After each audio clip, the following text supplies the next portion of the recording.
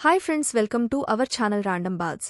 IPL 2024లో భాగంగా Sunrisers హైదరాబాద్తో జరిగిన మ్యాచ్లో లక్నో సూపర్ జెయింట్స్ 10 వికెట్ల తేడాతో చిత్తుగా ఓడిన సంగతి తెలిసిందే.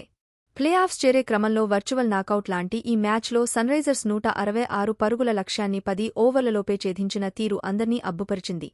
అయితే లక్నో సూపర్ జెయింట్స్ యాజమాన్యానికి మాత్రం తమ జట్టు ఓడిన తీరు తీవ్ర ఆగ్రహం తెప్పించింది.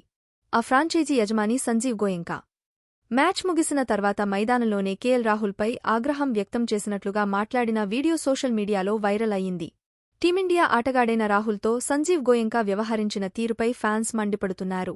సంజీవ్ గోయెంకా ఇప్పుడే కాదు, గతంలో రైజింగ్ పుణె సూపర్ జెయింట్స్కు కూడా యజమానిగా వ్యవహరించారు. అప్పుడు కూడా తన కోపాన్ని ధోనీ మీద ప్రదర్శించాడు. ధోనికి ఫిట్నెస్ లేదని, కెప్టెన్గా పనికిరాడని తీవ్ర విమర్శలు చేశాడు. అంతేకాకుండా 2 సీజన్లలో మాత్రమే ఆ ఫ్రాంచైజీ ఐపీఎల్లో పాల్గొంది. కానీ రెండో సీజన్లో మహేంద్ర సింగ్ ధోనీని కెప్టెన్సీ నుంచి తప్పించిన సంజీవ్ గోయెంకా స్టీవ్ స్మిత్ను కెప్టెన్గా నియమించింది. ఇక వచ్చే సీజన్లో రాహుల్ను లక్నో సూపర్ జెయింట్స్ రిటైన్ చేసుకునే అవకాశం లేదనే ప్రచారం జరుగుతోంది. రాహుల్ ఆటతీరు, కెప్టెన్సీ పట్ల గోయెంకా అసంతృప్తితో ఉండటమే దీనికి కారణమని చెబుతున్నారు. అంతేకాదు, లీగ్ దశలో లక్నో ఆడబోయే 2 మ్యాచ్లకు రాహుల్ను కెప్టెన్గా ఉండకపోవచ్చనే ప్రచారం కూడా జరుగుతోంది. ఈ సీజన్లో ఇప్పటి వరకు 11 మ్యాచ్లు ఆడిన రాహుల్ 460 పరుగులు చేశాడు. కానీ అతడి స్ట్రైక్ రేట్ తక్కువగా ఉంది.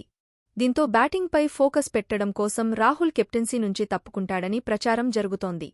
ఒకవేళ రాహుల్ కెప్టెన్సీ నుంచి తప్పుకుంటే అతడి స్థానంలో వైస్ కెప్టెన్ నికోలస్ పూరంకు నాయకత్వ పగ్గాలు అప్పగిస్తారనే ప్రచారం కూడా మొదలైంది. రాహుల్ కెప్టెన్సీని వదిలేసి తన బ్యాటింగ్ మీద ఫోకస్ పెట్టాలని అనుకుంటే లక్నో యాజమాన్యం కూడా అందుకు సానుకూలంగానే స్పందించొచ్చు అని పీటీఐ వార్తా సంస్థ వెల్లడించింది. ఇలాంటి మరిన్ని లేటెస్ట్ క్రికెట్ న్యూస్ కోసం మా ఛానల్ని సబ్స్క్రైబ్ చేసుకోండి. Thank you for watching.